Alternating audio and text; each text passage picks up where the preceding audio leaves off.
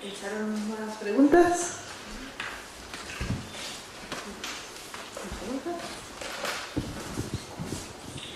Si no hay preguntas, seguimos con la presentación.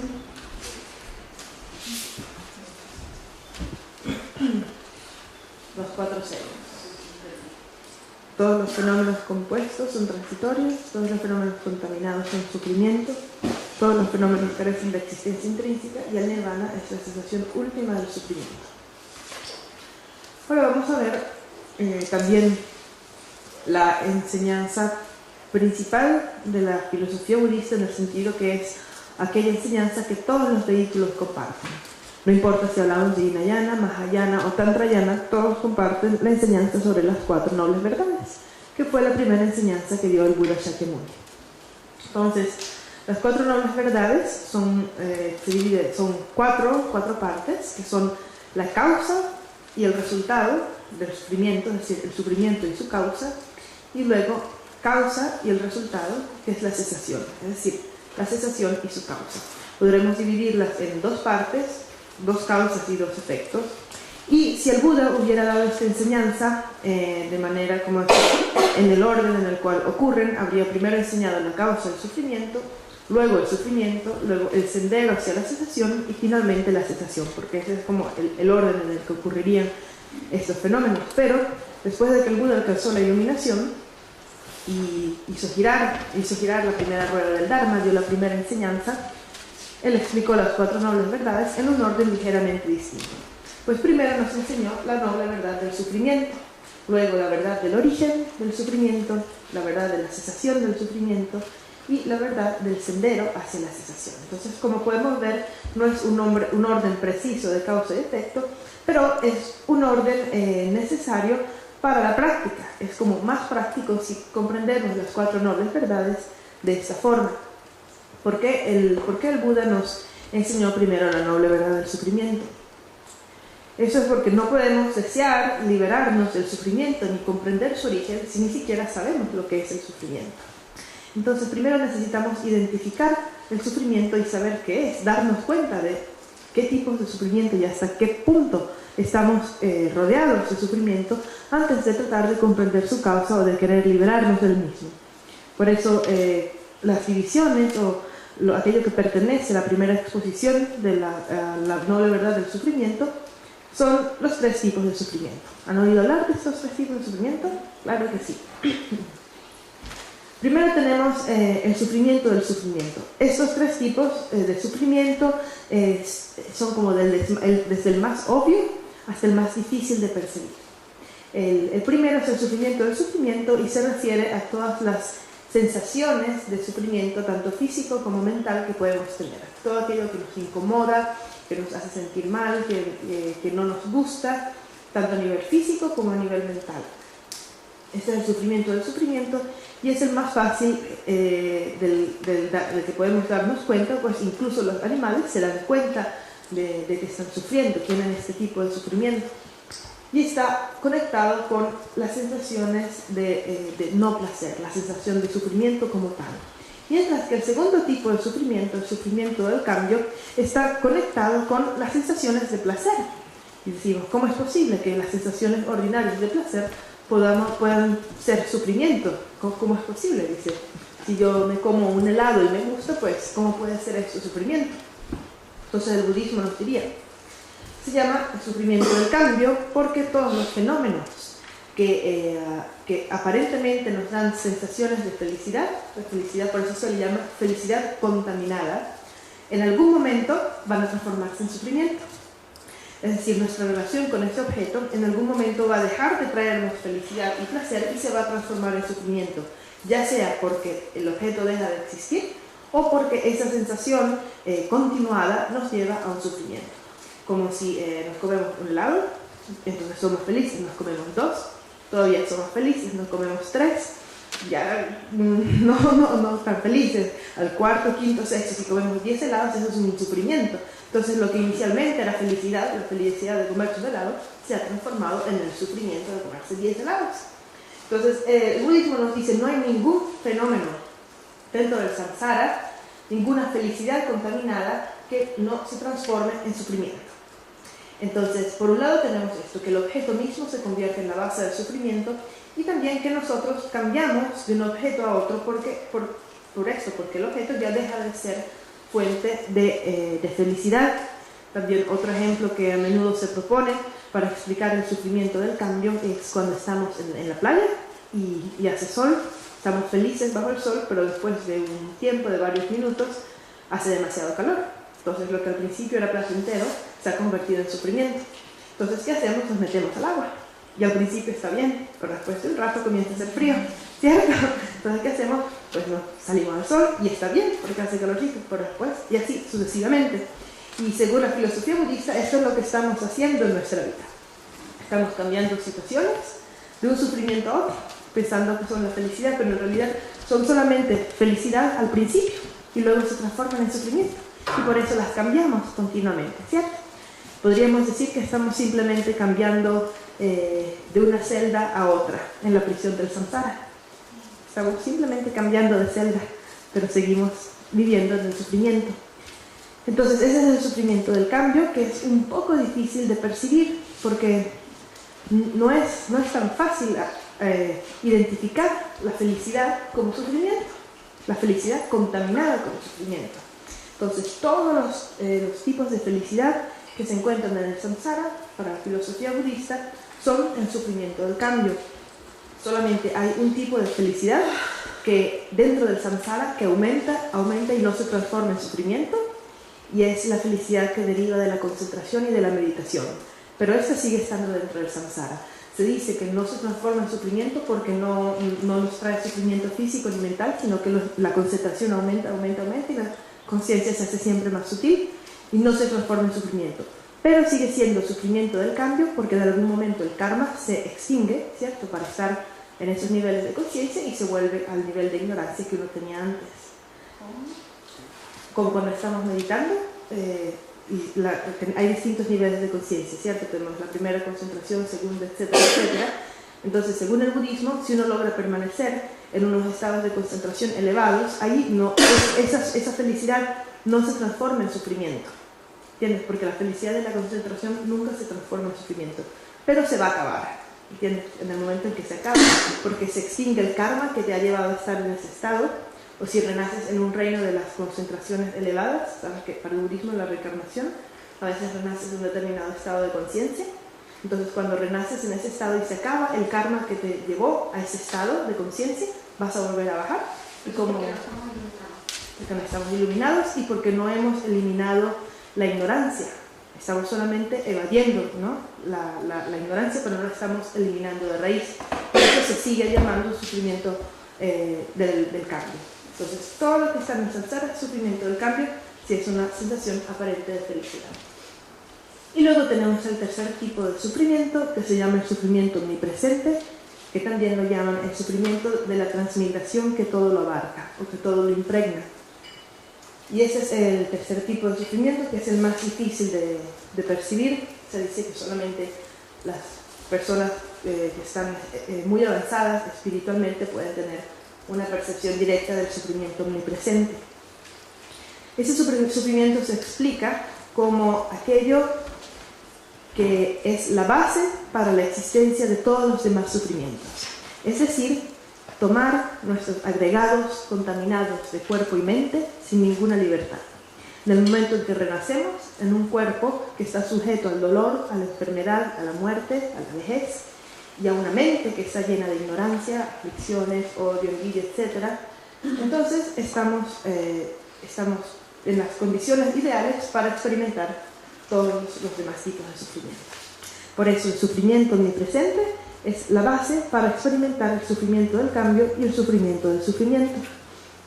Entonces, lo que busca el budismo, la eliminación del sufrimiento, es la eliminación del sufrimiento omnipresente, porque si no existe este sufrimiento, no existen los demás. Es decir, si en primer lugar no existimos, ¿cierto? Si existimos, entonces estamos sujetos al sufrimiento. Pero si logramos salir del ciclo de reencarnación, si logramos salir del samsara, entonces ya no se pueden experimentar los otros dos tipos de sufrimiento. Otra manera de explicar el sufrimiento omnipresente es un ejemplo muy simpático que ponen a veces, que es estar sentado sobre una bomba que va a explotar y no te puedes parar, ¿cierto? Estamos sentados, eso es lo que somos en realidad, estamos sentados en una bomba que va a explotar, porque en cualquier momento vamos a morir, en cualquier momento vamos a experimentar increíble sufrimiento, ¿cierto? Y no podemos evitarlo. Entonces ese es el sufrimiento omnipresente. Desde el momento en que existimos, desde el momento en que nacemos, con nuestro cuerpo, nuestra mente contaminados, en el sentido que tenemos ignorancia, tenemos aferramiento en la existencia verdadera y actitud egocéntrica, y de ahí todas las demás aflicciones. Desde ese momento ya estamos sujetos al sufrimiento. Entonces, si se puede evitar eso, se evita también todo lo demás. Y ese es el sufrimiento del cual se trata de liberar. Uno se trata de liberar dentro del budismo, pues no de los otros dos. Los otros dos son solamente una consecuencia. Luego tenemos la explicación del origen del sufrimiento. Dentro de la explicación del origen del sufrimiento hay una división en dos, karma y aflicciones, pero lo más importante son las aflicciones, porque ¿qué es el karma? Es decir, el karma significa acción. El karma es un resultado de acciones que hemos hecho. Todo lo que hacemos, si tenemos una motivación particular, entonces va a producir un resultado, pero el resultado que surge después de la acción que hemos realizado tiene más que ver con nuestra intención que con la acción en sí. Por ejemplo, dos personas podrían hacer exactamente la misma acción, pero con motivaciones totalmente distintas. Entonces, el resultado kármico de esa acción deriva de la intención de la persona. ¿Y cuál es la intención? ¿Qué es lo que produce la intención? La mente. ¿Y qué ocurre entonces cuando producimos acciones con una mente negativa? Traemos karma negativo. Por eso, a pesar de que la división de la noble verdad del origen es karma y aflicciones, lo más importante son las aflicciones, los estados mentales negativos, que son los que dan origen al karma negativo, que es lo que da origen al sufrimiento. Entonces tenemos, por un lado, el resultado, el sufrimiento, que son todas aquellas sensaciones de infelicidad, sufrimiento que experimentamos, ¿cierto? Junto con los otros dos tipos de sufrimiento. Esto es el resultado de una causa. Esta causa es el karma. El karma son las acciones de cuerpo, palabra y mente negativas que hemos hecho. Ese karma se convierte en positivo o negativo según la intención, y la intención es la mente, ¿cierto?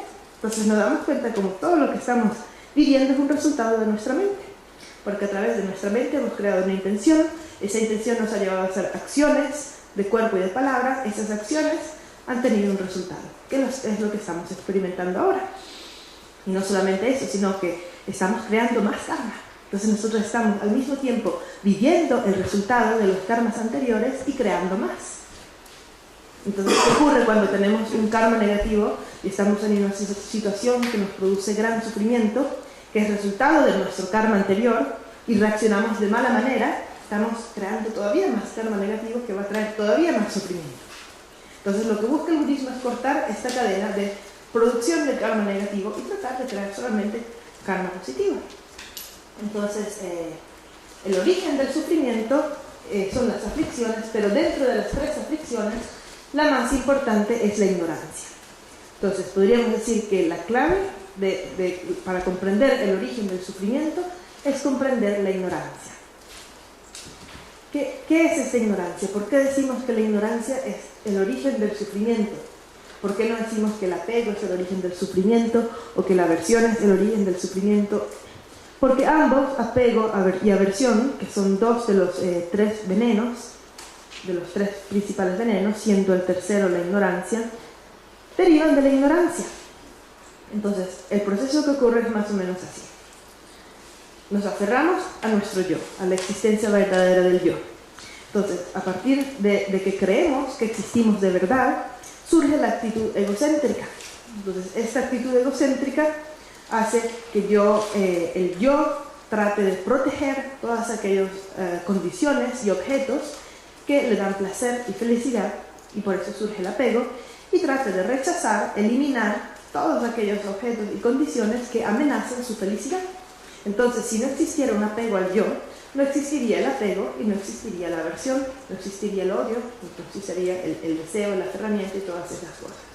Por eso decimos que la causa del sufrimiento es la ignorancia que se aferra a la existencia intrínseca del yo. Entonces tenemos aferramiento al yo, de ese deriva la actitud egocéntrica, de la actitud egocéntrica deriva el apego a lo que gratifica al yo, la aversión hacia lo que amenaza al yo, y de estas dos derivan todas las aflicciones secundarias que vamos a ver más adelante. Por eso podemos ver claramente que si no existiera el apego a la existencia intrínseca del yo, no habría karma, no habría sufrimiento. Entonces lo que busca el budismo es eliminar esta ignorancia, eliminar la ignorancia que se aferra a la existencia verdadera del yo. Y por eso pasamos a la tercera verdad, la verdad de la cesación. La cesación de esa ignorancia es la cesación del samsara, y es el nirvana. Es muy sencillo. Tenemos una ignorancia que cree que las cosas existen y tenemos una sabiduría que ve que esas cosas no existen de esa manera.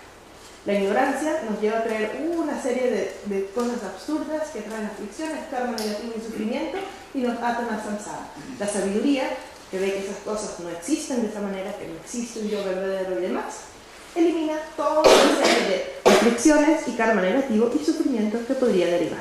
Entonces, cesación significa cesación de la ignorancia. Y ese es el significado del nirvana. De hecho, la palabra nirvana en tibetano, nyangmyenledepa, quiere decir trascender la miseria, trascender el sufrimiento, ir más allá de la angustia, del sufrimiento de la angustia, quiere decir extinción de la ignorancia. Tenemos dos tipos de cesación según el vehículo Hinayana y Mahayana. Y para la escuela Hinayana, se habla solamente de liberación, más no de iluminación, porque ellos no creen en los cuerpos del Buda. Vamos a ver más adelante. Entonces, la liberación, o moksha, para el vehículo Hinayana se habla de pratimoksha. Pratimoksha quiere decir liberación individual. Lo que busca el vehículo Hinayana es la extinción de la ignorancia a través de la meditación en la ausencia de yo. Entonces, ellos lo único que hacen es meditar sobre la ausencia de yo de la persona, ¿cierto? Y tienen tres meditaciones principales. Una meditación sobre las sustancias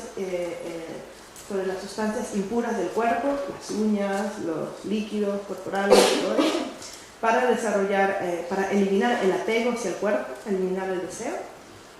Luego tienen una meditación sobre la compasión para eliminar la rabia y la aversión hacia las personas. Y luego tienen la meditación sobre la ausencia de yo de la persona, donde se busca el yo en las distintas partes del cuerpo y de la mente, y al final no se encuentra. Entonces, el segundo es meditación sobre la compasión, porque la compasión es el antídoto para la rabia. Y eso es lo que hacen a través de la meditación sobre la ausencia de yo, se alcanza la liberación individual, que no es más que la eliminación de la ignorancia y acumular sabiduría, pero no tienen la acumulación de mérito. Y esto es la diferencia entre la liberación hinayana y la iluminación mahayana. Tenemos dentro del vehículo mahayana lo que se llaman las dos alas del vehículo mahayana, que son la bodhicitta, la compasión, y la sabiduría. Entonces tenemos la acumulación de mérito y la acumulación de sabiduría. Según las escuelas mahayana, la acumulación de sabiduría, es decir, lograr eliminar esa ignorancia que se aferra a la existencia intrínseca del yo, es algo que tienen en común todas las escuelas. Todos, Hinayana, Mahayana, Tantrayana, todos tienen que eliminar ese aferramiento al yo, que no existe, a un yo independiente, unitario, permanente y sustancial. Pero además, el vehículo Mahayana tiene otra práctica que es la acumulación de mérito, la acumulación de karma positivo. Y para esto se utiliza la compasión, porque sin compasión es difícil poder practicar las perfecciones, es difícil poder acumular karma positivo en relación a los demás. Entonces, el Mahayana tiene la misma acumulación de sabiduría, que es la eliminación de la ignorancia, pero tiene también la acumulación de mérito. La acumulación de mérito va a dar como resultado la iluminación, que es el adquirir todos los cuerpos de Buda, todos los cuerpos energéticos, el burdo, que es el Nirmanakaya, el sutil, que es el Sambhogakaya, y los cuerpos de verdad, de la mente omnisciente de un Buda, que es el Dharmakaya. Luego tiene otras divisiones, pero no importa, no vamos a ver las divisiones ahora. Entonces, esa es la diferencia. Hinayana, liberación, salir del samsara, eliminar la ignorancia, la conciencia se extingue, piensan ellos. Mahayana, iluminación, eliminación de la ignorancia, igual que el Hinayana, pero además acumulación de karma positivo que nos va a dar ciertos poderes para poder ayudar a los seres y para poder obtener todos estos cuerpos de Buda o sí, manifestaciones de la energía iluminada que pueden también ayudar a los seres. Esa es principalmente la diferencia entre la liberación y la iluminación. ¿Hay alguna pregunta sobre estos dos tipos de cesación?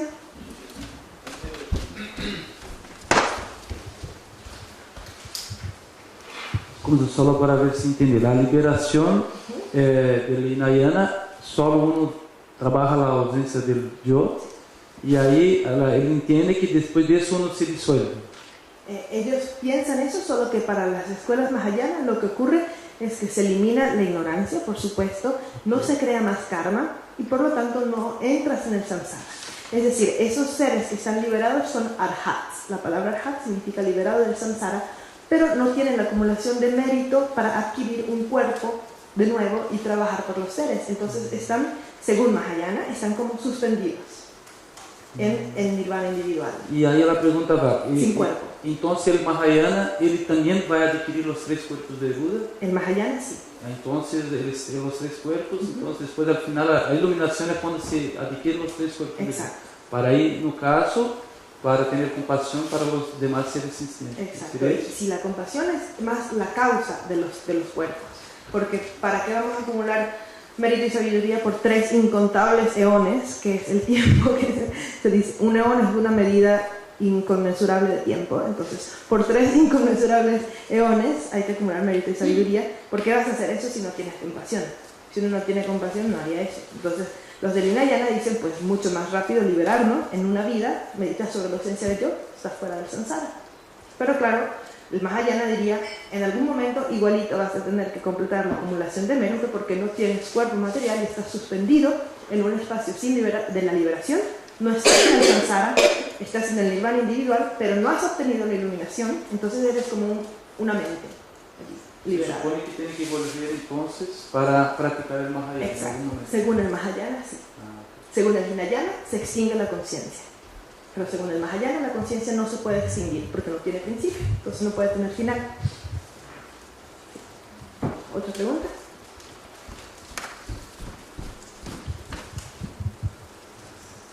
Cuando dijiste de las 3 meditaciones Hinayana, la segunda es compasión. Sí. ¿Cuál es la diferencia de esta compasión del Hinayana y la compasión del Mahayana? Bueno, es bastante diferente. Tenemos distintos tipos de compasión. Dentro del vehículo Hinayana se habla de los 4 pensamientos inconmensurables, ¿cierto? Y eso lo habrán visto aquí también en los cursos de Bodhisattva. Puedan todos los seres tener la felicidad y las causas de la felicidad, puedan todos los seres estar libres del sufrimiento y las causas del sufrimiento. Ese segundo pensamiento inconmensurable, puedan todos los seres estar libres del sufrimiento y sus causas, es la gran compasión. Entonces, la gran compasión no es la gran compasión, es la compasión inconmensurable. Eso es algo que comparten los vehículos Hinayana y Mahayana, que es un mero deseo de que un ser deje de sufrir, ¿cierto? Es simplemente desear que un ser no sufra. Como cuando alguien nos hace daño, entonces recordamos que no es que nos está haciendo daño porque está muy feliz, sino porque está sufriendo, ¿cierto? Entonces en el momento en que reconoces que una persona que te hace daño lo hace porque está sufriendo y tienes compasión hacia esa persona, entonces se elimina el odio hacia la persona. Eso es lo que utilizan en el vehículo Hinayana. Pero en el Mahayana tienes algo más de la compasión inconmensurable, también porque los 4 inconmensurables son resultado de la concentración. Están combinados con shamatha y vipassana, los 4 inconmensurables. Mientras en el vehículo Mahayana tienes lo que se llama la gran compasión, que es distinto de la compasión inconmensurable del Hinayana. Entonces la gran compasión del Mahayana es una compasión total hacia todos los seres por igual y estás a un paso de bodhicitta, de la mente de la iluminación. Entonces podríamos decir que es como una escala de compasión, ¿sí? Como una jerarquía. Compasión inconmensurable, gran compasión, bodhicitta, y ahí te conviertes en bodhisattva cuando surge la bodhicitta. Es un poco la diferencia.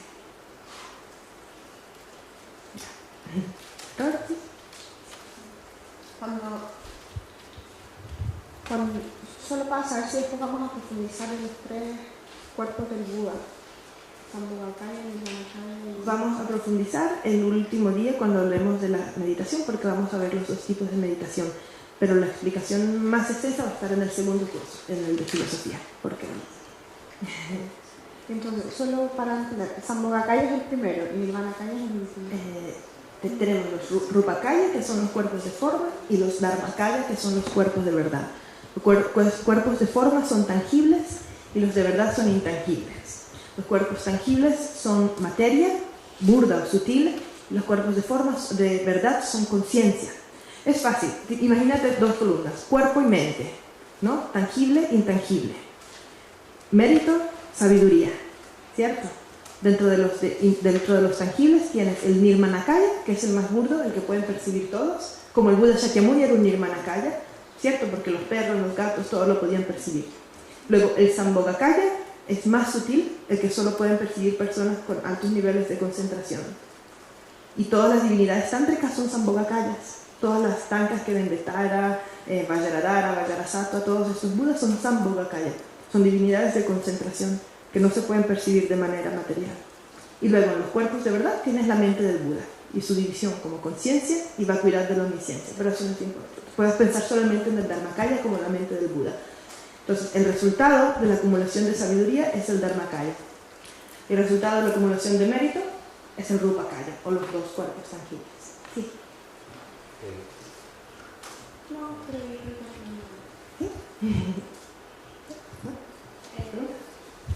Sí, una pregunta.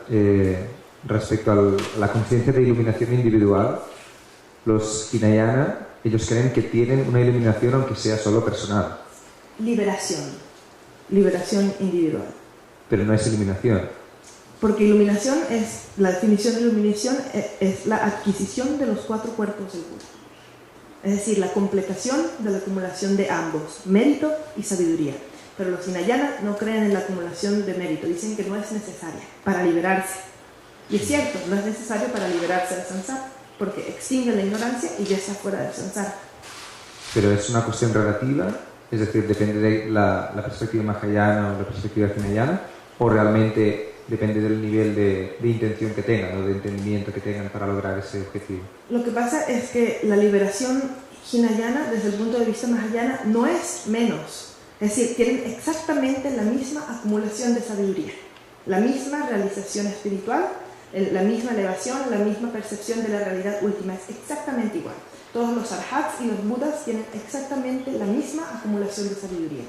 Lo único que cambia con respecto a la iluminación es el mérito, que los del Mahayana tienen el mérito para adquirir un cuerpo físico, para poder enseñar el Dharma y beneficiar a los demás. Esa es la única diferencia. Pero a nivel de sabiduría y de elevación, de iluminación, son iguales. ¿Otra pregunta? Ok. ¿Pregunta? Okay. Sí. Entonces pasamos a la última noble verdad, que es la noble verdad del sendero.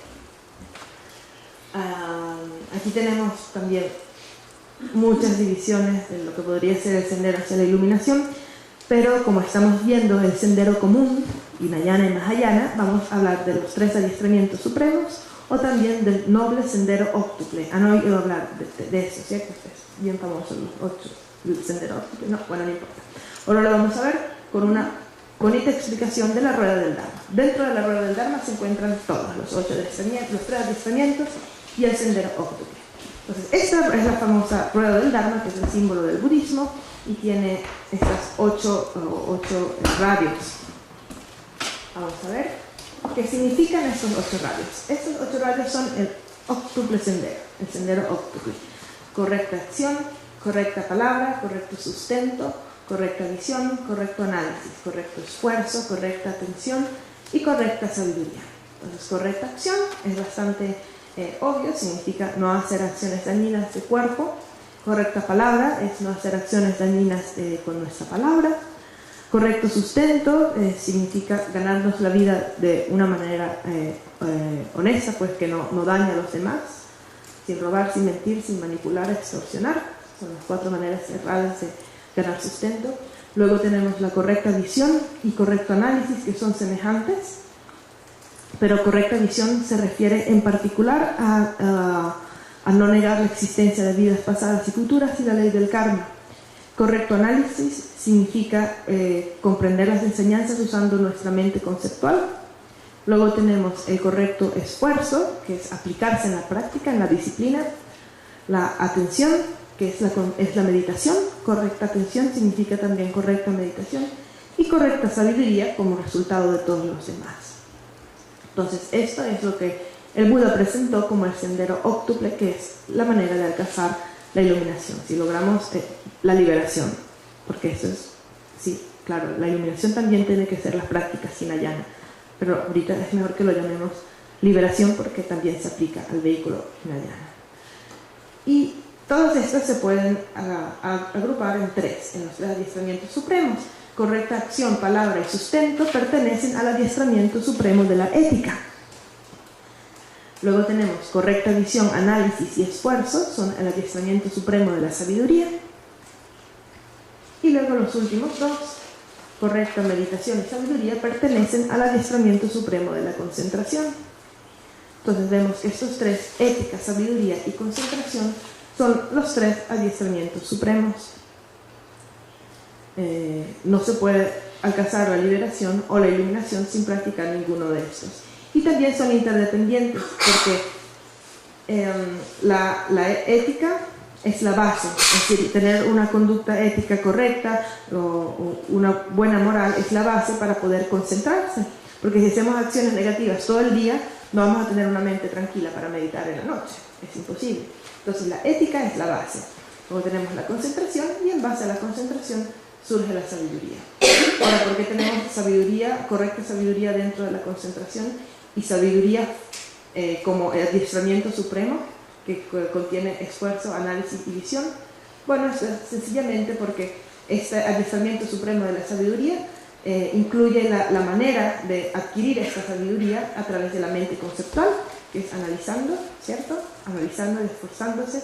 Y la concentración o meditación incluye vipassana y shamatha, es decir, correcta atención, que podría ser la calma mental, y correcta sabiduría como visión profunda de la práctica meditativa. Por eso esas dos se incluyen dentro de la concentración. Y esa es la explicación de los tres adiestramientos supremos, que no debemos confundir con el Tripitaka.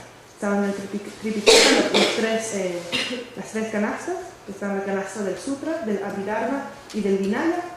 Vinaya Pitaka, Sutra Pitaka y Abhidharma Pitaka. Estos tres también son otra manera de dividir las enseñanzas del Buda, así como las tres ruedas, los sutras, comentarios, todo eso. Es otra manera es el Tripitaka, que son los tres canastas, y tenemos el Vinaya Pitaka, que está conectado con la ética, pero no solamente. Vinaya Pitaka incluye todas las enseñanzas que dio el Buda sobre votos monásticos y laicos.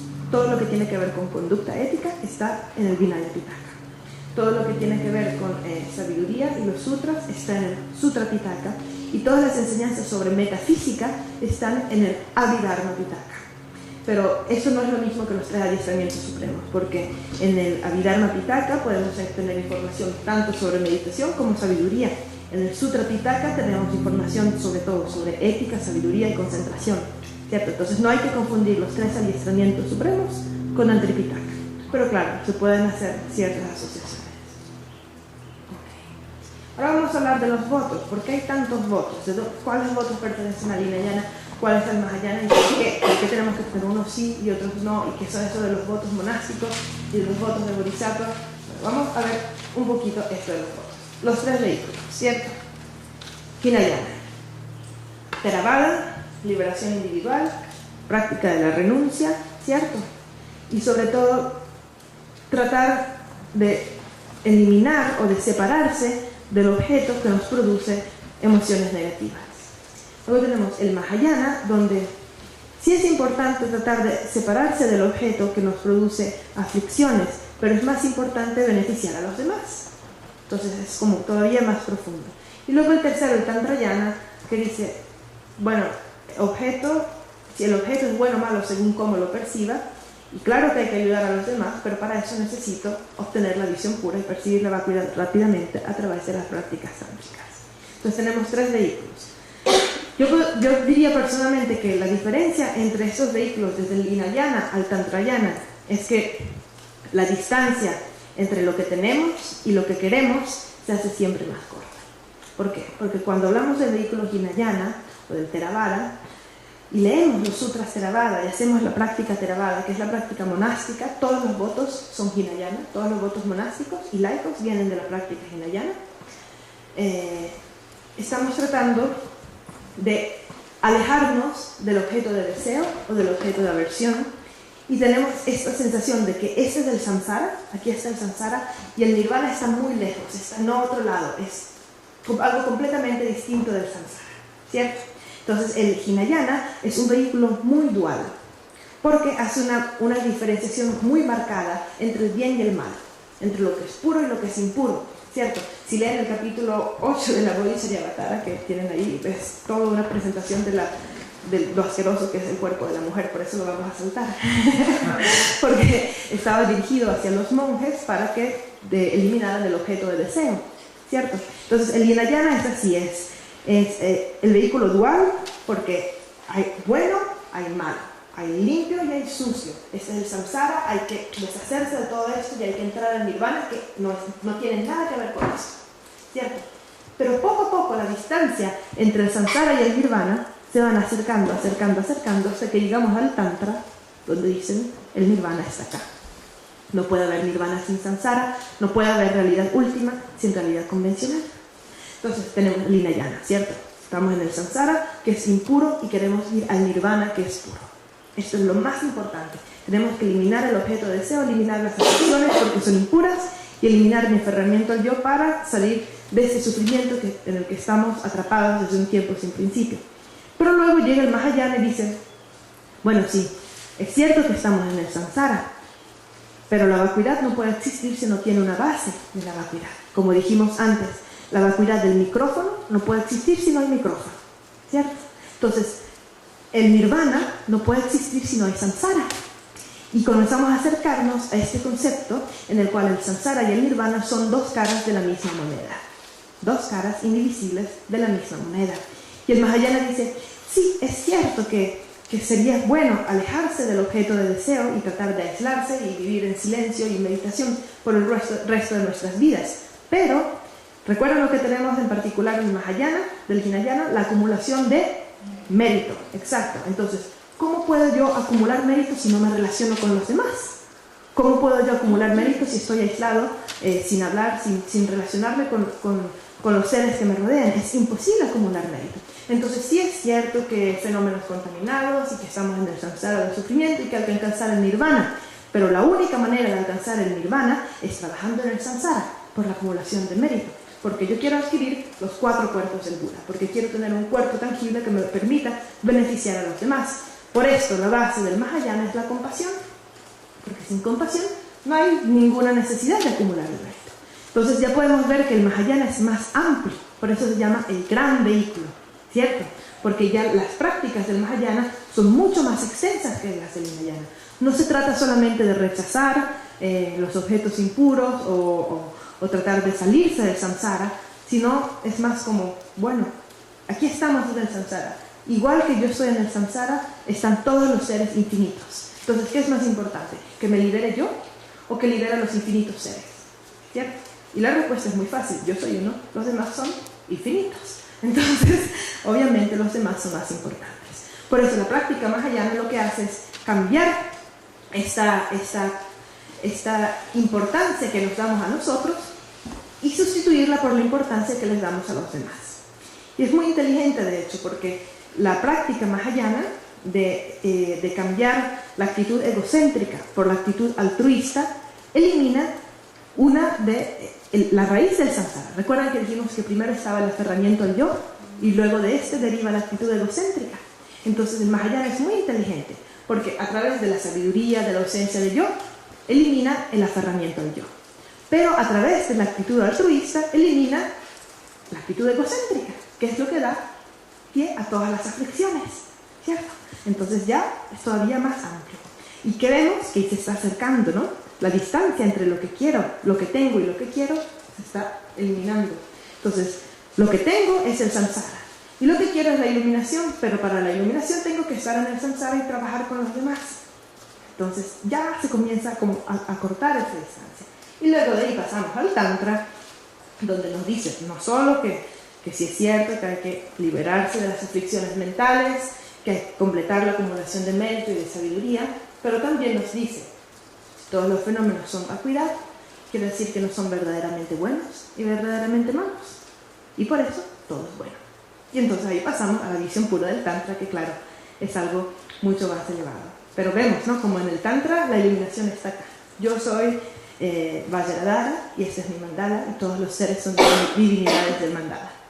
¿Cierto? Entonces se llama también el vehículo del resultado porque estamos aplicando el resultado, que es la iluminación, a la causa, que es el samsara. Y de esa manera samsara y nirvana se vuelven indivisibles. Okay, vamos a ver entonces cómo a través de esta idea que tienen los tres vehículos sobre lo que es la iluminación, cómo surgen los votos. Entonces, el Hinayana nos da los votos de liberación individual, que es Pratimoksha. Los votos de liberación individual son todos los votos que tienen que ver con la conducta de evitar acciones negativas. Son votos, de hecho, en tibetano la palabra para los votos de Hinayana son dompa, que quiere decir evitar hacer algo. Es evitar hacer algo, evitar hacer acciones negativas. Son votos que están diseñados de manera en que si se cumplen todos esos votos, no se cae en reinos inferiores y seguramente o se obtiene la liberación o se renace en el mismo estado, no, nunca peor, pues solamente igual o mejor. ¿Por qué? Porque son votos principalmente de cuerpo y palabra. Evitamos hacer acciones negativas que creen sufrimiento a los demás, con nuestro cuerpo y con nuestra palabra. Por eso todos los votos monásticos, ¿cierto? No robar, no matar, no mentir, no tener conducta sexual, en el caso de los laicos, no tener conducta sexual incorrecta, todos estos son votos que nos permiten no hacer acciones negativas que dañen a los demás. Entonces, ¿qué ocurre? Si no creamos sufrimiento, quiere decir que no creamos karma negativo. Y al no crear karma negativo, no estamos creando las causas para experimentar el sufrimiento que derivaría de ese karma negativo. Entonces es como un truco. Estos votos de liberación individual te dicen, no hagas esto, no hagas esto, no hagas esto. Y más, no te dicen, haz esto. No, te dicen, no hagas esto. ¿Cierto? No robes, no mates, no causes sufrimiento. Y no te preocupes que si haces esto, aunque no estudies, no medites, no hagas absolutamente nada más en tu vida, más que mantener los votos de Pratimoksha, no vas a los reinos inferiores. Es que no hay manera, porque no estás creando karma negativo, a menos que tengas un karma muy duro de las vidas pasadas, que se prolongue, ¿no? Pero bueno, por lo general, ese es el beneficio de los votos monásticos y de los votos laicos. ¿Recuerdan los 5 votos laicos que tomaron cuando vino Vishelal la vez pasada? Entonces, ese es el punto del Hinayana, no hacer nada malo y liberarse de las acciones negativas. Es como un truco. De hecho, cuando uno recibe la ordenación monástica, entre los beneficios de la ordenación monástica está ese. Si mantienes los votos, aunque no hagas nada, pero nada, no estudies, no seas generoso, nada, ni medites, no caes en los reinos inferiores, porque has protegido tu cuerpo y tu palabra de crearle sufrimiento a los demás. Entonces, se siente, ¿no? Es fácil intuir la conexión que tiene esto con la liberación individual, porque no estás ayudando a nadie, pero no estás haciéndole daño a nadie. Entonces te estás ayudando a ti mismo a liberarte del karma negativo. Entonces, ¿qué nos dice el Mahayana? El Mahayana tiene los votos de Bodhisattva y los votos de Bodhisattva están por encima de los votos de liberación individual. El Mahayana dice, sí, pues está muy bien liberarme y no hacer acciones de cuerpo y de palabra negativos, pero lo más importante son las acciones de mi mente. Las acciones de mi mente son lo más importante, porque de repente yo tengo votos de liberación individual, pero tengo una mente horrorosa, pues estoy todo el tiempo pensando cosas horribles que luego no hago, por supuesto no las hago, entonces no se manifiestan en una acción que causa sufrimiento a los demás y por lo tanto no se crea karma negativo y por lo tanto no voy a experimentar el sufrimiento, pero no estoy cambiando mi mente. ¿Entiendes? No estoy cambiando mi mente. Y el Mahayana me dice, lo más importante es mi mente, lo más importante es mi mente, y si por una buena intención tengo que romper algún voto de liberación individual, pues no importa. Por eso decimos que existe una jerarquía entre los tres filosofías. Hinayana, Mahayana y Tantrayana son una jerarquía en el sentido de que si hay un voto del Tantra que tiene que ser mantenido a costa de un voto de Bodhisattva, tiene que mantenerse. Y si un voto de Bodhisattva me lleva a romper un voto de Hinayana, de Pratimoksha, entonces no importa. Hay que romperlo porque son más importantes los de Bodhisattva.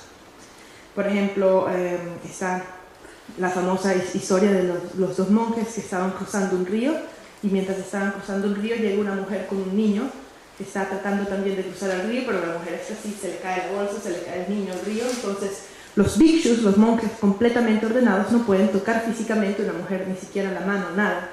Y uno de los monjes tenía compasión y fue a ayudar a la mujer a cruzar el río. Y el otro monje se quedó así como que, ¿qué está haciendo? Está tocando a una mujer, ¿cierto? Y la historia es graciosa porque cuenta después de...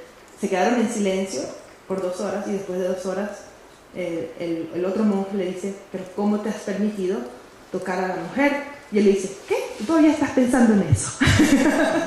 ¿Cierto? Para él fue una cosa espontánea, una cosa que traía un beneficio superior de ayudar a una persona a costa de un voto bastante insignificante, ¿cierto? Y ese es otro aspecto también de los votos Hinayana, que algunos están dirigidos hacia no hacer acciones negativas, pero debemos hacer una distinción entre los votos que son negativos por naturaleza y los votos que son negativos por convención. Es decir, las acciones negativas por naturaleza y acciones negativas por convención. Los votos Hinayana tienen como base las acciones evitar acciones que son negativas por naturaleza. Pero también hay muchas acciones que son negativas por convención. Por ejemplo, tomar alcohol no es negativo por naturaleza, porque no necesariamente uno le está haciendo daño a alguien al tomar intoxicantes. Pero cuando se toman los votos monásticos de no tomar intoxicantes, se convierte en una acción negativa por convención, porque se ha convenido que para la práctica, para la disciplina, no se puede hacer tal acción. Entonces tenemos todos los votos que es no hacer acciones negativas por naturaleza, que son aplicables a todos los seres, tengan o no tengan votos. Pero las acciones negativas por convención no son necesariamente negativas, ¿cierto? Hay un voto que tienen los monjes totalmente ordenados, que es no abrir huecos en la tierra. Eso es para no matar insectos. Entonces, digamos, ok, es negativo por convención porque es parte de la disciplina del monje, ¿cierto? Pero no es negativo por naturaleza, porque de repente necesitas sembrar porque necesitas comer, necesitas cultivar y comer. Entonces, en ese caso, la acción no es negativa. Y eso es en lo que se enfocan los votos de Bodhisattva. Los votos de Bodhisattva dicen, bueno, a menos que sea un voto negativo, así, de una acción negativa por naturaleza, si tengo que romper un voto que es un voto convencional por beneficiar a los demás, pues no hay ningún problema. Eso dicen los votos de Bodhisattva. ¿Puedes dar, no sé si tú hablaste, yo no escuché, pero tú puedes dar, por favor, ejemplos de votos negativos por naturaleza? Matar, todo lo que crea directamente un sufrimiento a la otra persona. Matar, robar, conducta sexual incorrecta y mentir, dependiendo de la situación. Pero mentir también es relativo. De hecho, mentir es uno de los votos del Bodhisattva que los votos de Bodhisattva a veces te permiten romper. Imaginemos que una persona, no sé, una persona muy pobre ahorra por 6 meses para comprarse un vestido nuevo y se lo pone y le queda horrible, y llega y te pregunta que me queda bonito y le dices no por los votos de Hinayana, pues pobrecita la persona, ¿no? Le rompe el corazón. Entonces el Bodhisattva diría, no, miente, tienes que mentir, porque si no mientes vas a crear mucho sufrimiento. ¿Entiendes? Entonces esa sería la diferencia.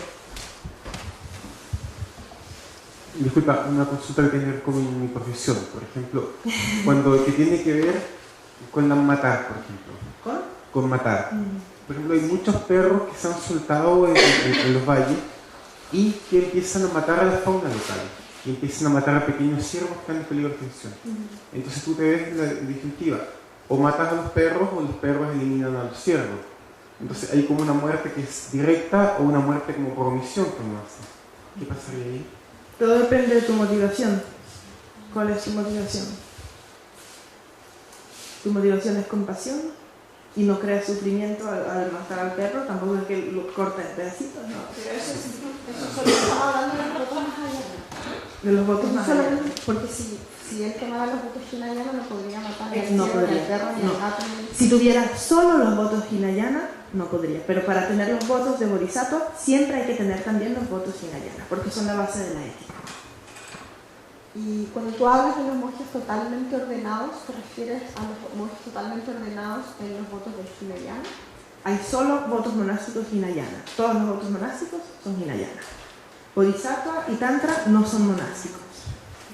Entonces tenemos 100 votos, tenemos los distintos tipos de ordenación hinayana, que son la ordenación laica, luego tenemos el brahmacharya, que es ordenación laica con voto de celibato, luego tenemos los shramanera y shramaneri, que son los novicios, 36 votos para hombres y mujeres, luego tienes shramanérika, que es novicio en adiestramiento y son 36 votos más, creo que son 12 principios de adiestramiento, y luego tienes los bhikshus y bhikshunis, que tienen de 265 votos a 364, algo así.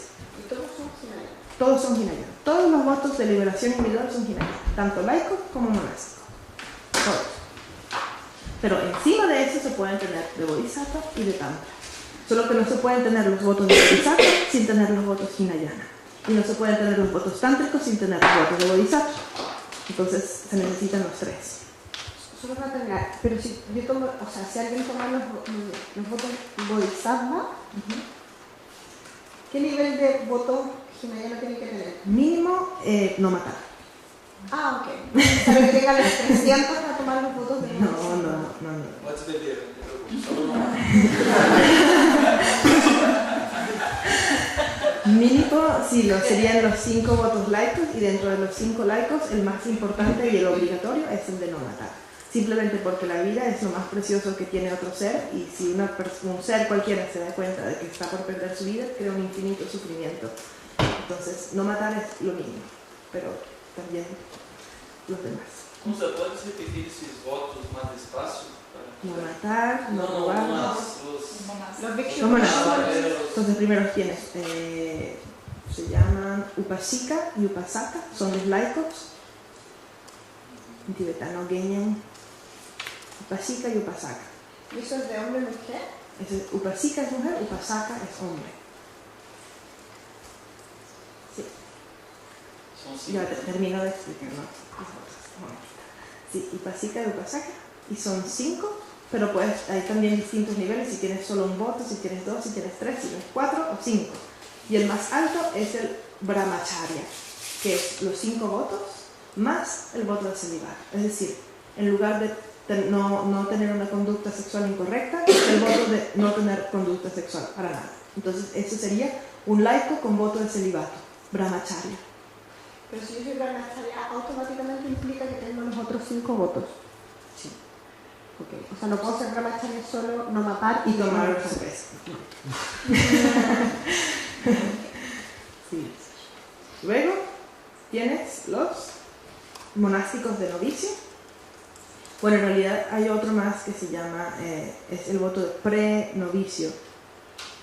Sí, es el voto de pre-novicio, que es igual con los 5 votos, pero tienes 3 votos de conducta, de cuerpo, palabra y mente: cambiar el aspecto, cambiar el nombre y cambiar la actitud. Se llama Rabjun en tibetano. Varma Rabjun, ordenación intermedia.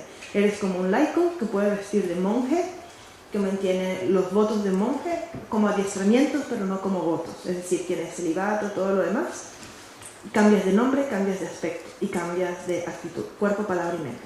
Es como, se llama ordenación intermedia, y es una preparación para la ordenación de novicio. Entonces, uno puede pasar de un día a 10 años con la ordenación intermedia. Vives como monje, pero no tienes todos los votos de monje. Eso quiere decir que si te va mal y rompes algún precepto, no has roto el voto, porque no lo tienes. ¿Entiendes? Eso se llama Varma Rabjun, que es ordenación intermedia. Y luego tienes los Getsu, que en sánscrito es Shramanera y Shramaneri, y son los 36 votos de novicio. Shramaneri, novicia; Shramanera, novicio. En tibetano es Getsu. Y a eso, las mujeres, solo las mujeres tienen el voto de novicia en adiestramiento, que se llama Shramanérika. Y después tienen los votos completos de Bhikshu y Bhikshuni, que son 200 y tantos, y 364 para las mujeres y 273 para los hombres, creo. No estoy segura de los números. Y ya. Sí, dime. No, en el tema de alimentación, ¿cuál es el límite de no matar?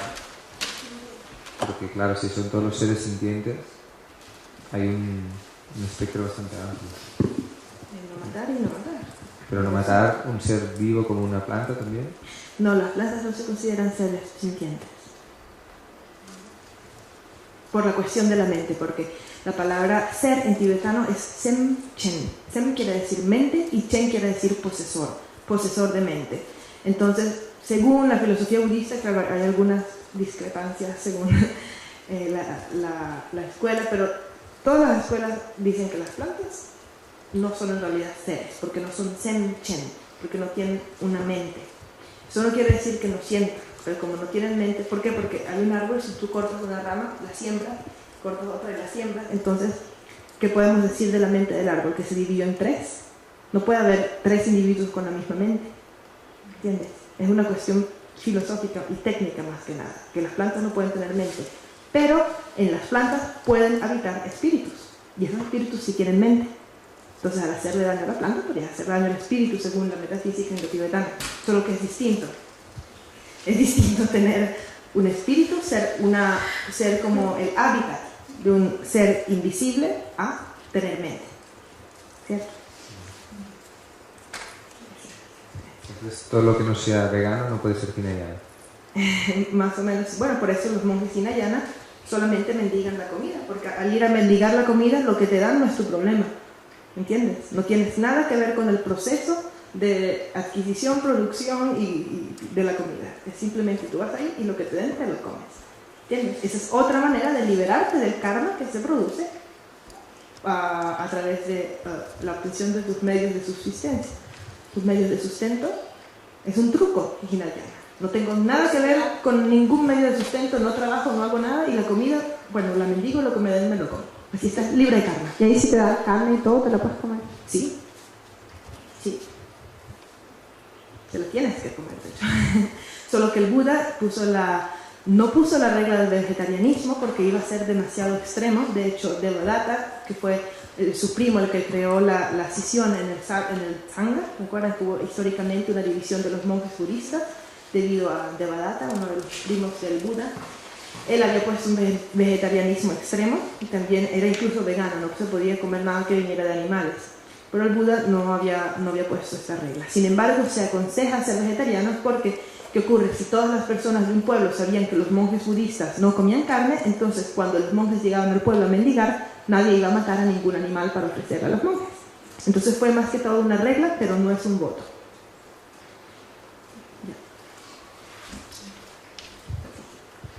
Kunza, para entender algo sobre el voto Mahayana, no sé si fue el ejemplo que tú dijiste, porque dice, por ejemplo, si una persona ahorró plata para comprar un vestido por un año, sí, y cuando el vestido se ve feo, me pregunta, ¿está feo?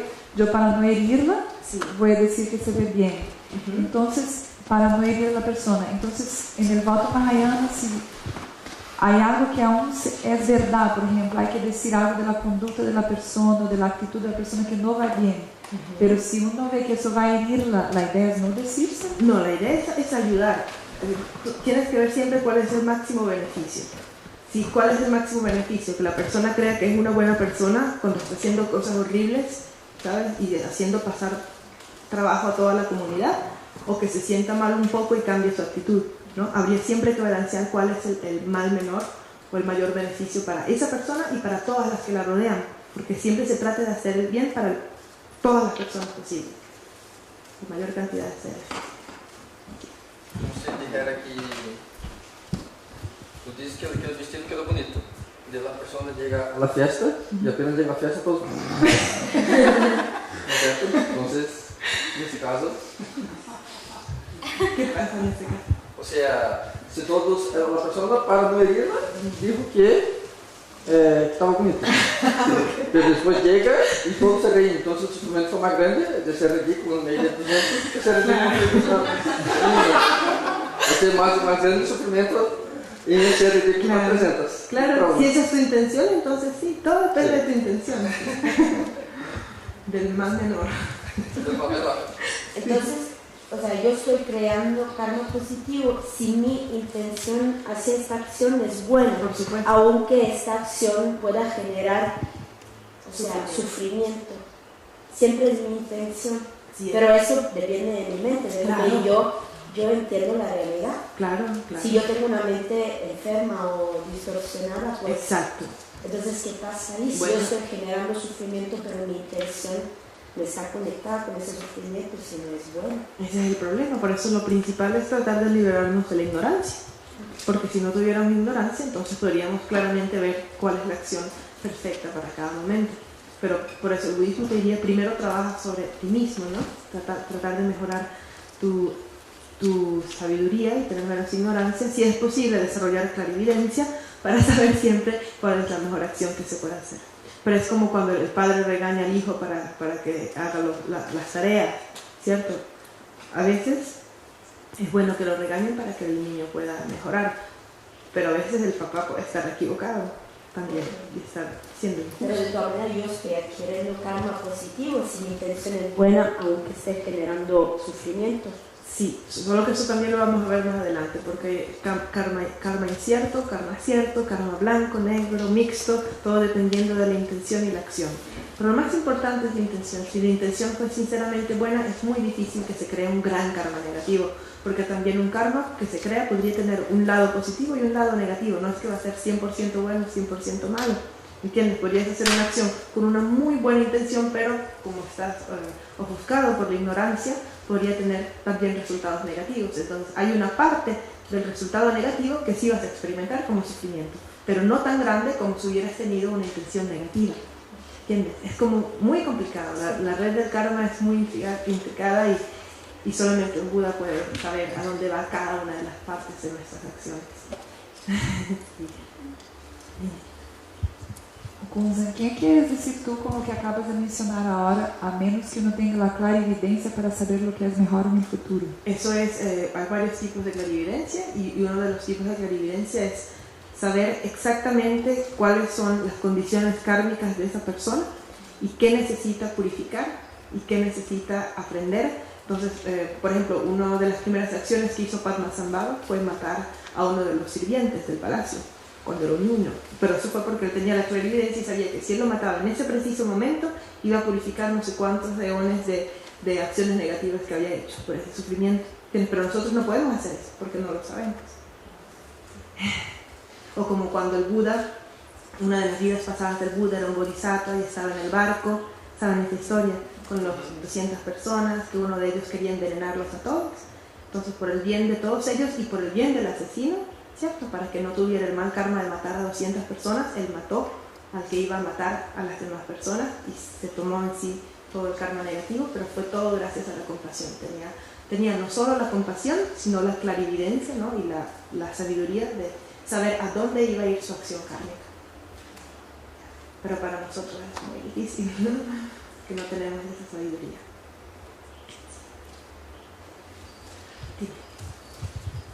Y entonces, para tomar para tener votos tantrayana, yo asumo que ya tengo los mahayana y los hinayana, ¿cierto? Pero no hay un punto en el que se contradice los mahayana con los tantrayana, porque el mahayana yo estoy dedicada solo a los demás, que son los votos del bodhisattva. Pero los votos tránticos ya no hay bien ni mal, entonces ¿para qué voy a tener votos dedicados a los demás en realidad? No hay bien y mal a nivel convencional, pero no a nivel último. Es como, bueno, ahorita no vamos a hablar mucho de Tantra en estos días, pero lo importante es saber que la base del Tantra es la filosofía del camino medio, que es la interdependencia, que los fenómenos existen, pero no existen a la vez. Existen a nivel convencional, pero no existen a nivel último. Entonces, con el Tantra lo que se trata es de obtener la visión pura, porque el objeto de abandono del Tantra es la visión ordinaria, la visión de mí mismo como un ser ordinario y aferrarme a mi identidad como tal. Por eso el Tantra trata de sustituir la autoidentificación con un ser ordinario con la autoidentificación de la divinidad. Entonces esa es como la manera veloz de eliminar esa ignorancia que se aferra al yo, es un instrumento. Y además el Tantra trata de eliminar la dualidad, porque la dualidad bien y mal nos lleva a rechazar cosas que consideramos impuras. Entonces ves cómo es completamente opuesto al Hinayana. Hinayana te dice rechaza lo impuro, el Tantra te dice toma lo impuro, porque no es ni bueno ni malo, y mientras más puedas romper con tu mente conceptual que te dice esto es bueno y esto es malo, más cerca estás de la no dualidad y de la vacuidad de ese objeto. Entonces es difícil, claro, ser un practicante tántrico, porque imagínate, tienes que tener todos los votos de Bodhisattva, tienes que tener los votos Hinayana. Entonces conseguir un balance entre lo que puedes y no puedes hacer es muy difícil, pero esa es la práctica, en eso consiste, es como un juego, ¿cierto? Que hago eso aquí, hago eso allá, aplico renuncia en esta ocasión, aplico visión pura en esta ocasión, aplico compasión, porque lo más importante es no engañarse a sí mismo, ¿cierto? Por ejemplo, los practicantes tántricos a veces toman alcohol, pero porque el alcohol era considerado una sustancia impura. Si tú la consideras pura, entonces ya no sirve, ¿entiendes? Los practicantes tántricos comen carne porque se comían la carne de los cadáveres en los crematorios, ¿cierto? Porque era lo más asqueroso que había, entonces se la comían para ir en contra de su concepción del bien y el mal. Pero si a ti te gusta la carne y te comes la carne, no estás practicando tantra, ¿entiendes? Entonces yo renuncio cuando de verdad estoy apegado a eso, y lo tomo cuando de verdad no lo quiero tomar. Entonces sería muy fácil engañarse a sí mismo, ¿verdad? Y decir, no, yo soy tántrico y hago esto y hago lo otro, pero es mentira. Ahí no estás practicando ni la renuncia, ni la bodhicitta, ni la visión pura, ninguna de las tres. Entonces es complicado, es muy complicado. Todo depende de tienes siempre que ver, ¿lo estoy haciendo porque de verdad siento compasión o porque quiero verme bien frente a los demás? ¿Ah? Estoy renunciando porque de verdad tengo tanto apego a eso que lo quiero renunciar a eso para poder ir en contra de mis aflicciones, o estoy fingiendo que renuncio porque en realidad no me importa mucho y entonces quiero verme como un practicante. Es muy difícil, pero si uno es sincero con uno mismo, siempre va a saber cuál es la acción que tiene que tomar. ¿Más preguntas o seguimos con la presentación? Bueno, entonces esos son los tres votos y dan como resultado, respectivamente, estos tres. Los votos Hinayana dan como resultado la liberación, moksha o liberación individual. Mahayana nos da como resultado los votos de Bodhisattva o la iluminación gradual. Y el Tantrayana nos da como resultado la iluminación veloz, porque se integra de una vez. El Tantra es como una terapia de shock. Vas totalmente en contra de todo y la percepción de la no dualidad es mucho más acelerada que a través de la percepción gradual del vehículo de las perfecciones. Y también podemos asociarlo con lo que se llaman los tres principales aspectos del sendero, según nos explica Lama Tsongkhapa en su texto, que se llama los tres principales aspectos del sendero: renuncia, compasión y vacuidad. Entonces, la renuncia es importantísima porque sin renuncia no puede haber compasión y no puede haber vacuidad. ¿Cómo puedo tener compasión si no tengo renuncia? Si yo mismo no estoy dispuesto a renuncia, la definición de renuncia es una mente definitiva de emersión del samsara. Es una mente que se da cuenta de que el samsara en su totalidad es de la naturaleza del sufrimiento y decide salir del mismo. Esto es lo que significa renuncia. Entonces, ¿cómo puedo tener compasión, que es desear que los demás se liberen del sufrimiento, si yo mismo no tengo renuncia hacia mí mismo? Es decir, si yo mismo no quiero salir del samsara, ¿cómo puedo querer que los demás salgan del samsara? Por eso se necesita la renuncia. Y todos los votos de liberación individual están conectados con la renuncia. ¿Se entiende? ¿Cierto? Los tres aspectos, los tres votos, está todo muy organizado, muy conectado, muy claramente. Intuitivamente uno puede sentir, ¿no?, cómo los tres aspectos del sendero están incluidos en los tres votos. La compasión, la base del Mahayana, esto ni siquiera hace falta decirlo. Y la vacuidad, base del Tantra, porque no podemos practicar Tantra sin tener una comprensión de la inexistencia intrínseca de los fenómenos. Sí. O sea, según lo que tú estás explicando aquí, uno incluye el otro. Sí. Siempre es como algo más elevado que Exacto. es inclusivo. Sí, como una torre de monedas, se dice. Los votos son como una torre de monedas. Ya, y lo que yo no entiendo es, si para hacer Tantrayana, por ejemplo, incluye el Mahayana y el Hinayana, pero en realidad no paso por esos vehículos, sino que... Sí pasa. Tienes que tener todos los votos. Pero mi pregunta es, ¿los tomo todos de una vez? ¿O voy primero Hinayana y estoy unos años practicando? Depende de la persona. Y después. Hay personas que pueden obtener iluminación en un día con los votos tántricos, personas que necesitan practicar toda la vida la renuncia y de repente por 10 años compasión y luego tener un poquito de visión pura, pero depende de la persona, todos somos distintos. Por eso hay 84.000 enseñanzas del Buda, para 84.000 tipos distintos de mente. Entonces, es muy claro, personal. Depende como de tu nivel kármico. Sí, y de tu mente.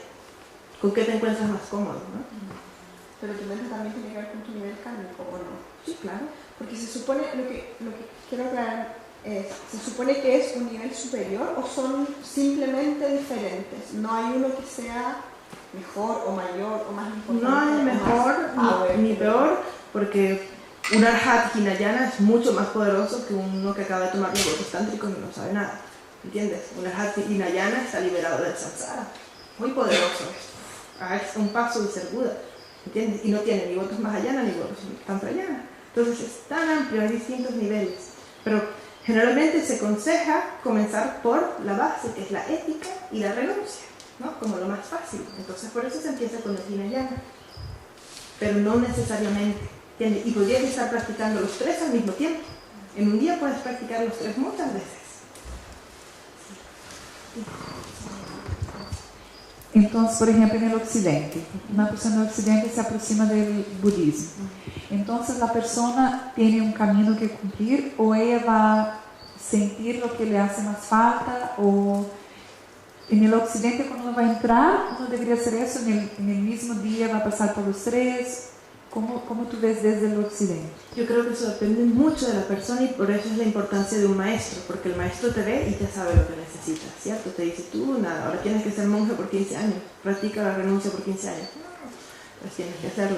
O te dice, nada, tú eres un practicante tántrico, vienes mañana y te doy la iniciación y ya a partir de mañana entras en retiro, en 3 años estás iluminado, ¿entiendes? O te dice, nada, tienes que trabajar con los demás y ser voluntario el resto de tu vida. Y dices, no. Entonces,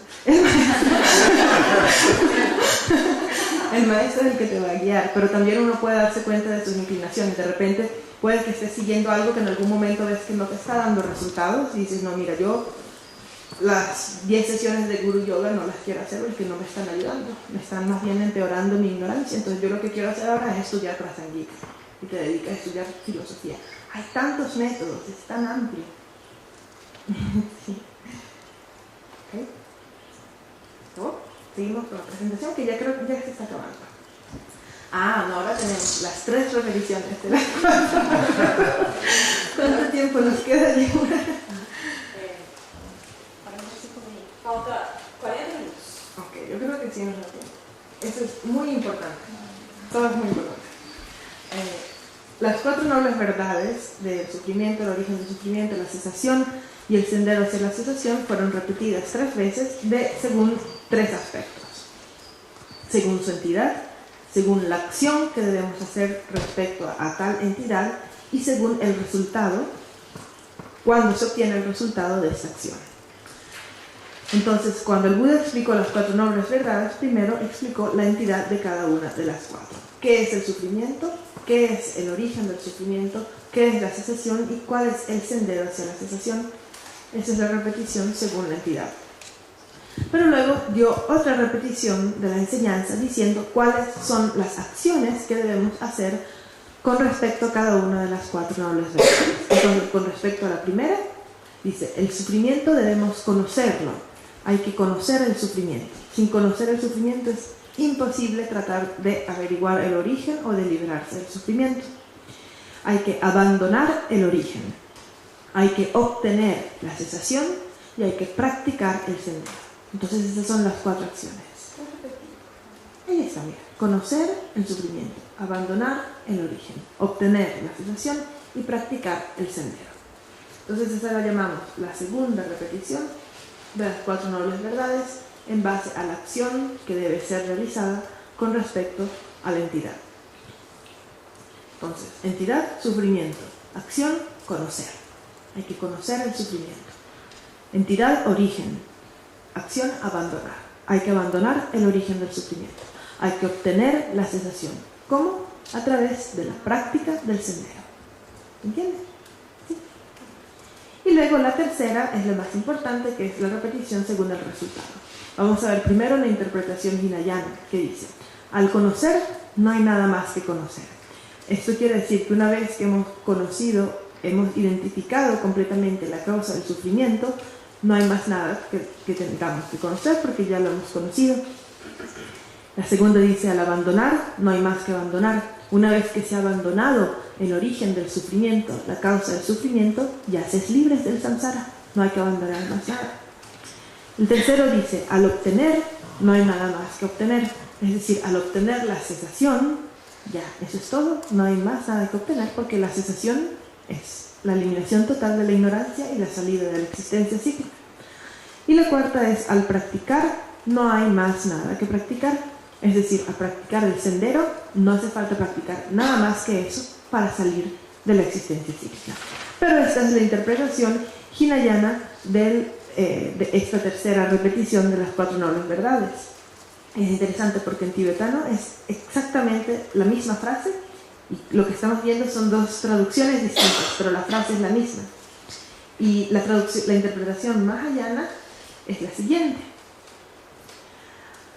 aunque se conozca, no hay nada que conocer. Aunque se abandone, no hay nada que abandonar. Aunque se obtenga, no hay nada que obtener. Aunque se practique, no hay nada que practicar. Y aquí nos damos cuenta cómo está todo totalmente impregnado con la filosofía madhyamika del camino medio, ¿cierto? Aunque existe, no existe. Porque aunque se conozca, el Mahayana diría, sí, es cierto que hay que conocer el sufrimiento, pero aunque se conozca el sufrimiento, en realidad no hay nada que conocer, porque son todos conceptos. Y el sufrimiento no es sufrimiento en realidad, es mi concepto de sufrimiento. Estoy asignándole a un determinado fenómeno, pero el sufrimiento en realidad no existe de por sí. Es mi idea de sufrimiento que convierte el sufrimiento en sufrimiento. ¿Cierto? Es todavía más profundo. Diría, sí, hay que abandonar el origen, pero en realidad no hay nada que abandonar. Porque si en primer lugar no hay verdadero sufrimiento, no puede haber verdadero origen, ¿cierto? Una causa falsa da un resultado falso, y como todo es ilusorio, a nivel último no hay nada que abandonar. Aunque se obtenga, no hay nada que obtener. Dice, está bien esforzarse para obtener la cesación y demás, pero en realidad la cesación es solo un concepto. Si en primer lugar no tuvieran ignorancia, en este mismo momento sería un Buda. Entonces en realidad no hay nada que obtener, porque Sansara y Nirvana son indivisibles, ¿cierto? Y el último, aunque se practique, no hay nada que practicar. Es cierto que a nivel convencional hay que practicar las perfecciones y meditar y la renuncia, pero a nivel último, la práctica es un concepto. Solamente existe como una imputación de mi mente conceptual, ¿cierto? Entonces, esa es la base del Tantra también. Esa es la visión pura que es la base del Tantra. Y es muy bonita esta interpretación mahayana. Entonces, esta es la tercera, las 3 repeticiones de las 4 nobles verdades, y eso es lo que comparten todas las escuelas con esta última interpretación de la última. Entonces, esta es la presentación de los 3 vehículos. Tenemos el Hinayana, que es el vehículo de la renuncia, el vehículo dual, en el cual el bien y el mal están muy diferenciados, en el cual el Sansara está aquí y el Nirvana está lejos, y el Nirvana es algo que tengo que obtener. Luego tenemos el Mahayana, en el cual es cierto que yo estoy sufriendo, pero de la misma manera en que yo sufro, todos los infinitos seres están sufriendo al mismo tiempo. ¿Y quién es más importante? ¿Yo o los demás? La respuesta es sencilla: yo soy uno, los demás son infinitos. Entonces los demás son más importantes que yo mismo, y si me tengo que quedar en el Sansara por 3 incontables eones, trabajando, acumulando mérito para poder obtener los cuerpos de Buda, para poder ser un bodhisattva y tener todos los poderes que tienen los bodhisattvas, de clarividencia, emanaciones y demás, pues me quedo en el Samsara, porque es más importante liberarlos a ellos que retirarme mi liberación individual. Y luego el Tantra nos dice, sí, todo eso es cierto, pero como no hay bien ni mal, a nivel último, entonces puedo obtener en este mismo instante el resultado de los cuerpos de Buda y así obtener la iluminación. Entonces, esta es la presentación de los 3 vehículos, y lo que vamos a ver esta semana es principalmente el vehículo Mahayana a través de las perfecciones. Las primeras 5 perfecciones, una cada día. Mañana tendremos la perfección de la generosidad, luego paciencia, ética, esfuerzo, y el último día meditación o concentración. ¿Hay preguntas hasta ahora? Sí. En el Mahayana yo acumulo méritos para tener un cuerpo y apoyar a los demás. En Mahayana yo acumulo méritos para tener un cuerpo y apoyar a los demás, servir a los demás. En Tantra hay la posibilidad de iluminarse en ese mismo instante. Pero para la iluminación no es necesaria una acumulación de méritos para tener los 4 cuerpos de Buda. Para la liberación. Sí, pero el Tantra acumula mérito y sabiduría también en un instante. En un instante. Sí, porque el Tantra trabaja con las energías sutiles. Entonces, por ejemplo, la subida y bajada de la Kundalini por los chakras se utiliza como meditación para la vacuidad. Entonces, lo que en un momento, eso ya es como muy avanzado, pero lo digo rapidito para responderte. Lo que serían las 4 vacuidades que ocurren en el momento de la muerte, las disoluciones de la energía sutil, blanco, negro, etc. Eso que te puede tomar años y años en meditación con el sutra, en el tantra lo puedes hacer en una sola sesión, con la subida de la energía por los chakras. Entonces estás acumulando al mismo tiempo mérito y sabiduría, porque para el tantra, en lugar de sabiduría y vacuidad, se habla de gozo y vacuidad, y el gozo es la energía sutil. Entonces con las técnicas de respiración y del yoga manejas la energía sutil, y con eso creas el cuerpo ilusorio, y el cuerpo ilusorio se transforma en el cuerpo tangible de Buda. Mientras que la mente de clara luz que se manifiesta es la mente que se transforma en Dharmakaya del Buda. Entonces estás igual acumulando mérito y sabiduría, pero mucho más rápido. Entonces, gostaria de continuar um pouquinho sobre a acumulação de méritos. Sim. Talvez você já falou, como a acumulação de méritos não é só servindo las personas? Principalmente sirviendo a las personas, porque ves, las perfecciones son, sí, cierto, tenemos generosidad, absolutamente necesitas tener a las personas alrededor para poder practicar generosidad, paciencia, ¿cómo haces para practicar paciencia si nadie te molesta? Esfuerzo, bueno, ese tiene más que ver con la práctica, ¿no? Con focalizarse, pero la práctica es esforzarse por practicar hacia los demás. Entonces todo está muy conectado con los demás. Las únicas 2 perfecciones que podrían ser más solitarias son la de la meditación, ¿cierto? Y la de la sabiduría. Pero las primeras 4 son, las primeras 4 son totalmente relacionadas con los seres que nos rodean. Y también la meditación, porque la meditación, entre las 2 meditaciones hinayana, sabiduría y bodhicitta, toda la bodhicitta es meditación sobre la compasión. Entonces está totalmente conectada con los demás. Gracias. Sí. En el último slide, tú estabas pasando las 3 repeticiones de las 4 nobles verdades, la entidad, la acción y el resultado. Ahí tú pusiste el resultado desde el punto de vista de Hinayana y el resultado desde el punto de vista Mahayana. ¿No hay un resultado desde el punto de vista del Tantrayana? Así como sería igual al Mahayana, porque recuerda que el Tantrayana es Mahayana. Y cuando hablamos de Mahayana, generalmente nos referimos al Sutrayana Mahayana, pero en este caso el Tantra está incluido en todo el vehículo Mahayana. Bueno, entonces si no hay más preguntas, pasamos a explicar un poco el texto que vamos a estudiar, que es la Bodhisattva Charyavatara. Sí, solo. ¿Y el Sotchen en esos 3 vehículos cómo Tantra. Tantra. O sea, sería dentro de la Mahayana, dentro del Tantra. Sí, es porque tienes el Maha, Anu, Ati, Yoga, ¿cierto? Entonces el Sotchen está dentro del Ati Yoga, y el Ati Yoga es parte del Maha, Anu, Tara, Yoga Tantra, que es el 4º tipo de Tantra, dentro de los 4, Charya, Kriya, Yoga y Maha, Anu, Tara, Yoga. Entonces vamos a estudiar este libro muy interesante que se llama Bodhisattva Charyavatara. Bodhi es iluminación, Charya es conducta y Avatara es como conducta o es guía, es una guía, un compendio. Sería una guía para la conducta del Bodhisattva. Vamos a hablar un poquito del autor. El autor es Shantideva. El autor es Shantideva. Shantideva fue un gran maestro del siglo VIII de la India. Él era un brahman. Era un brahman y era un hijo de un rey del sur de la India. Luego,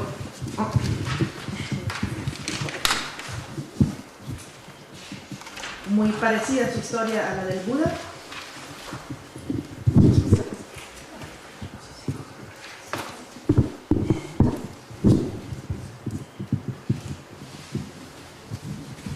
Su historia se parece un poco a la del Buda en el sentido que era un brahman y que era hijo de reyes y que también renunció a su reino para convertirse en monje y estudiar las enseñanzas. Entonces lo que ocurre es que Shantideva se fue a la Universidad de Nalanda, que era la universidad monástica más importante en la India antigua, en la India budista, y justamente todas las enseñanzas que llegaron a Tíbet fueron desde la Universidad de Nalanda. Los comentarios más importantes los tenemos de los 2 linajes de Nagarjuna y Asanga de la Universidad de Nalanda. El micrófono se sigue.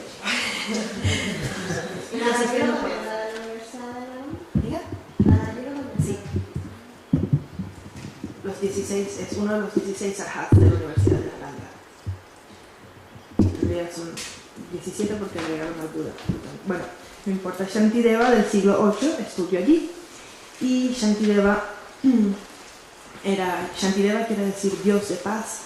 Se convirtió en un monje y era una persona muy reservada, no hablaba con nadie y siempre estaba en su cuarto estudiando y meditando, pero no era porque era perezoso, no quería hacer nada, sino porque era más bien demasiado avanzado. Entonces sus compañeros se burlaban mucho de él y lo llamaban Bushuku.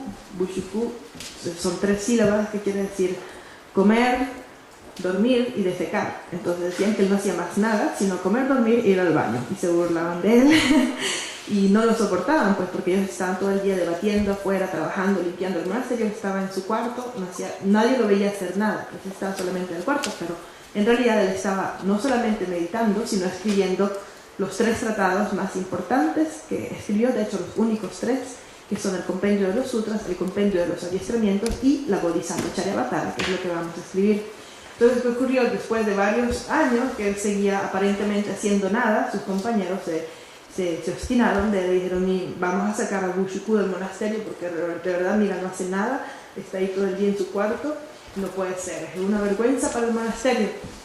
Entonces decidieron poner una nueva regla en que todos los alumnos en un determinado momento tenían que dar una enseñanza pública. Entonces le dijeron que para echarlo del monasterio lo que iban a hacer era llamarlo a que diera una enseñanza, y que claro, como él no iba a tener nada que enseñar, se iba a avergonzar y se iba a ir del monasterio. Entonces le dijeron a Shantideva que tenía que ir a dar una enseñanza pública porque había llegado el momento para él de enseñar y que era obligatorio. Entonces Shantideva dijo que no quería, que él no quería, pero al final lo obligaron y pusieron un gran trono en el medio del patio, un trono muy alto, sin escalones y sin manera de acceder al trono, como para humillarlo, ¿no? Para que ponerle un trono muy alto en la India, recuerden que el trono es muy delicado, los niveles donde se sientan las personas. No te puedes sentar un poco más arriba de alguien que tiene un nivel espiritual más elevado, no puedes poner las cosas en un nivel más bajo, es decir, y ponerle un trono alto para Shantideva, que en ese momento lo llamaban Bushuku, era como muy humillante. Entonces cuenta la historia, todo esto es una historia, pero es bonita de escuchar, que Shantideva simplemente apareció en el trono. Nadie se dio cuenta de cómo subió al trono, simplemente apareció en el trono y les dijo: bueno, ¿qué quieren escuchar? ¿Quieren que hable de algo que ya han estudiado o quieren que dé una enseñanza que nunca han oído antes? Entonces todos dijeron: mire, ese arrogante, no, que se cree, no.